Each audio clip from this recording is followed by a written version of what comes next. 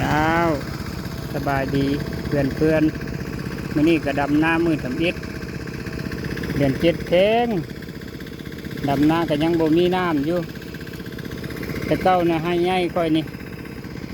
ดำหน้าปีสองเทื่อดำสองเทื่อเกี่ยวเทื่อนึงเป็นจังใดจังดำสองเทื่อเกี่ยวเทื่อนึง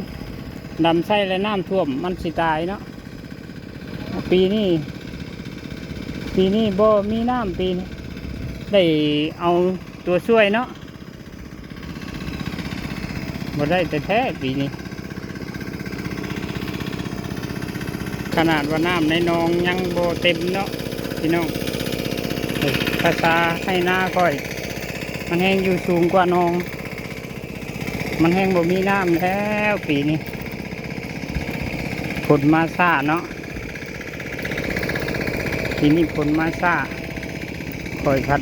ดำไว้ก็แห้งดีเนาะมันจังสิบ่ได้ดำสองเทื่อใส่รถอีแตนคือเก่าเป็นลูกชายคนไทยนะ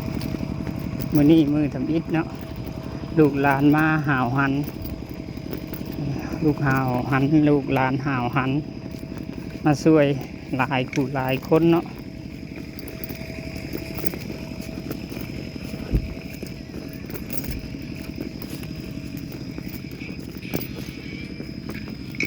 เสียงเพลงนะบัดนี้